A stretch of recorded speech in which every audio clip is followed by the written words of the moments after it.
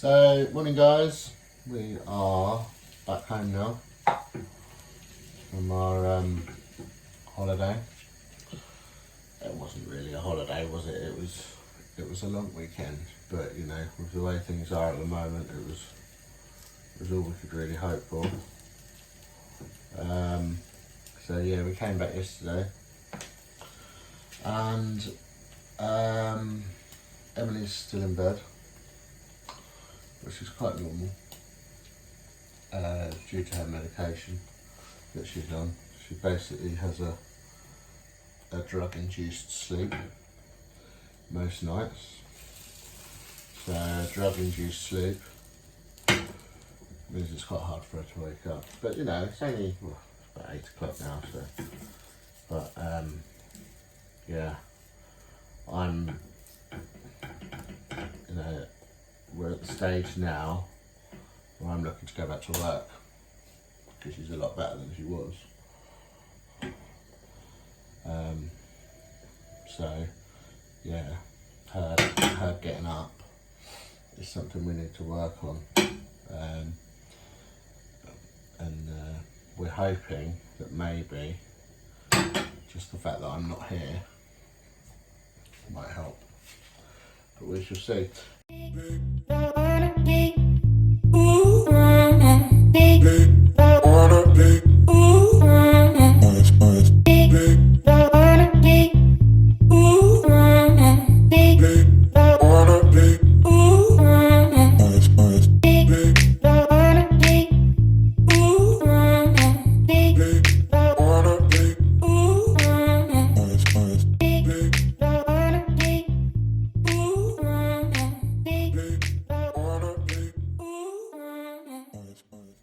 Yeah, so today's our first day back. We got back yesterday, but we went and did the kids' shoe shopping yesterday for school because they're going back to school 2 weeks yesterday. So yeah, we went and did that. That was fun. All masked up and queuing outside the shoe shop. It was back to school stuff. We thought we'd just get it done so that today we can literally have a day at home, sit around and do nothing, basically. So that's what we're going to do. Just cooking little Daniel's breakfast at the moment, cheese and herb omelette.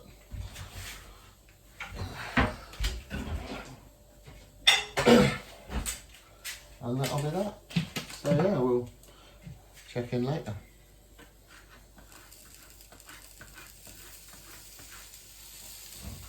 So. Is this on? No, not yet. I don't want it on yet. Okay.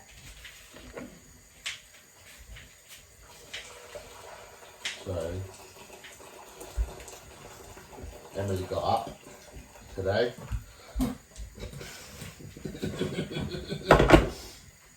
Time to get up. 9 o'clock. Yeah. But in fairness, I was awake for like over an hour in the early hours of the morning. I woke up at 11:30 in the evening, ready to get up. And I managed to sleep in till about 4:30 in the end. Got up about 5. All of it? Yeah. So we decided not to do any videoing on our last day of our holiday. Weekend away and Probably just as well, really. Was it our last day? Yeah. The Sunday was hard for me, especially. Well, we said that we weren't going to vlog anyway. Because we just wanted to enjoy our walk. And for the most part, the walk was alright. There was one bit where Joshua went near some water and told him not to go near it. So Tom had to go down there and actually tell him to come because he wasn't listening when we were shouting at him. Well, not shouting at him, telling him. Yeah. yeah, so that was a little bit stressful, but I kind of let that go and sort of, I don't know what Joshua was excited about. I don't know what it was. He was just hyper from then on. From then on, he was just being silly, which a little bit of silliness there's nothing wrong with. But when it's constant and he's like mucking about by a road, it's a little bit more not okay. Right. Well, it was when like you were waiting for me in the shop, Okay. and I came out and he was just being silly and. But anyway, then we went to for lunch, didn't we? go and have lunch. Right. That was alright. I had tummy ache towards the end of it, so I didn't get to eat all of it. Again. It's just because I think it was because I built up the anxiety, and so I didn't need the loo or anything. I just had like griping pains. Because I suffer with IBS as well, I never know which is which, whether it's anxiety or IBS. But there you go. I think. Well, I mean, I'm not a doctor, but I think the anxiety causes IBS. Yeah, right, possibly. In a way. But then, so then what did we do after that, after we went for lunch? It was quite nice, the kids were quite well behaved for that. We went back to the holiday park, and that's when they were playing outside the front. Oh. And I got really upset because was it earlier that day? It was earlier in the morning, wasn't it? What was? When they went off, I caught them just about to go off. No, it was this. It was was that it? Was that then? We got back from the holiday park and we said they could play out front with the other children from the holiday park. There was like a green in between, like the flats or whatever you want to call them, and so there was an area of grass and a couple of trees that they could play in, and we could literally every couple of minutes just poke our heads out and make sure they were there and they were okay. But there was one point I saw them going around the corner. That was massive for you though. Just letting them do that was massive for me. It was hard enough for me to just let them do that, but everybody else sees that as quite an easy thing and doesn't have a problem with it. But that was hard in itself. But then I caught them. I went to go and check on them, and I caught them going around the corner. And obviously, I had said to them, "You can go out as long as you stay on this green, where we can see you, where we can hear you. If you're in any trouble, we can hear you. We can get to you and help you." And but I caught them going around the corner, and then I asked Joshua to come back, and he was like, "Oh, but I'm playing with these older kids who were obviously allowed around the park on their own, so we're probably about 12, 14.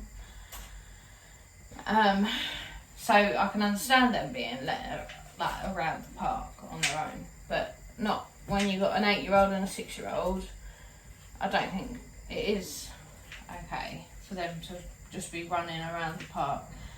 So then I called them in and I made them come in because I was just like, well, you've broken that trust. It was hard enough for me in the first place, but you broke that trust, so you need to come in. And they came in. But then they were a nightmare, weren't they? And they were a nightmare, misbehaving indoors, because obviously they wanted to be out and we wanted bored, to be in, and the place we were staying in was just a bit shabby and all of that, so... But then we went to the beach, didn't we, end of the afternoon? We decided we were going to the beach, and Just as we were coming back from the beach, they saw a friend that they'd made, and they were like, "Oh, we'll be out in a minute. We just got." But they had to go in. They had to come in and have showers because they'd literally been rolling around in the sand, and Joshua had got so much sand in his eye, he was upset, and we tried to wash it out while we were out, and pretty much did, but he milked it a lot. The minute he saw his friends, it was all of a sudden okay again. So, but I didn't want them going out again because I felt that they'd broken the trust, and I knew my anxiety was going to be through the roof. So when that made us argue, because you just wanted to let them out. Well, yeah. But for a couple of reasons, I didn't want them in the apartment jumping up and down and banging and, you know, hanging out of the wardrobes and jumping on the beds and etc. etc. I wanted a bit of peace and quiet. So, but anyway, in a way, sometimes I feel sorry for them. Yeah, and I do. Because obviously, because of I find it Emily's anxiety, I feel they miss out on stuff. But then obviously that causes arguments. Yeah. We ended up having a big argument. Tom ended up taking a chair and sitting on the balcony and just and watching them basically. And then while he was watching them, one of the friends that they'd made went missing. That was truly parent error though. Well, yeah, that she wasn't. Their parents, that child's parents, was in their apartment with their door closed, not paying any attention to their daughter and where she was going, and then what did she do? Come out of her apartment, stick her head out of the apartment and said, "Anyone seen my daughter?" After 45 minutes. After 45 minutes of not checking on her. Like, we were, when first time round when we let them out, we were checking on them every 4 to 5 minutes. It was, and that was like 45 minutes into the boys being out there, and that girl had been out playing longer than that.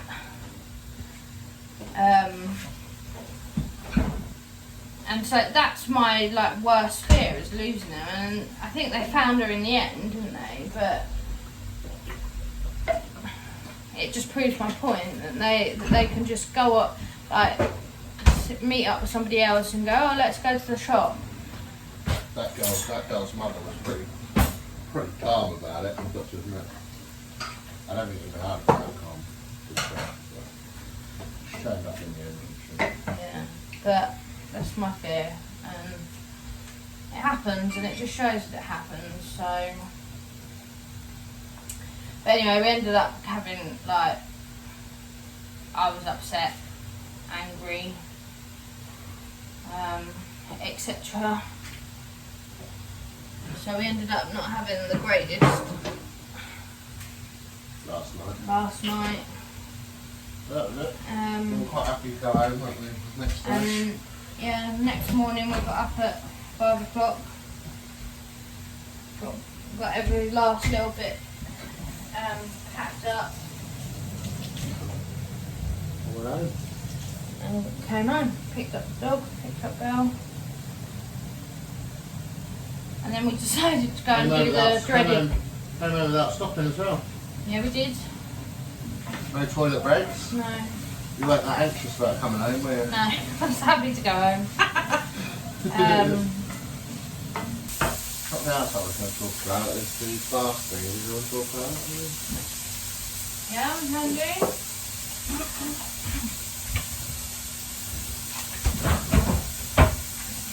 Obviously, we both need to be a lot smaller than what we are. Wow, we're both overweight, aren't we? A bit more than overweight. So, we've been doing intermittent fasting for the last month. I've lost just over 2 stone. Obviously I've got a long way to go, but you've lost a stone, haven't you? I've lost just over a stone, yeah. So yeah, that's something that we're... Stone and 3 pounds I've lost. Something we'll keep you updated on. But yeah, that's quite successful really. So far, like, don't count the chickens. Yeah, chickens. Eat them. Yeah. Chickens. Oh yeah. Usually fast for 19 hours and then Well, anywhere between 16 and 19. yeah, after that, we'll add that in there. Since becoming ill, I have put on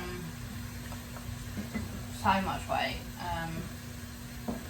due to medications and not eating properly and Emily was a size 6 when I met her. yeah. No more. I wasn't. I was never. I was a little, well, I think I was about a size 12 when I had Daniel. Like, I put on baby weight with him. And then after that was when I was put on loads of medications. So, Yeah. and I'd never felt hunger before. Whereas, this is all drying up, so I need to have water. Yeah, hold on. Where all of a sudden I was hungry all the time. Like, I could eat a... Horse. No, I could eat... Oh, yeah, I could. I could eat a roast dinner with all the trimmings piled up on your plate. And, I'd eat it until I was full, quite happy. 20 minutes later, I was starving. Absolutely starving. As if I had never eaten anything. And obviously then I'd snack and that's where it's all come on. But ever since, this is the only, like, we tried Slim and Wild recipes, didn't we? This intermittent fasting is the only thing that has managed to curb those food cravings. I don't know what it is, I don't know what has happened, but now I can go 19 hours without eating anything, eat in a 6-hour window or whatever it is, and then be done with it. I drink a lot of black tea, so there's that, but... Yeah, we're done.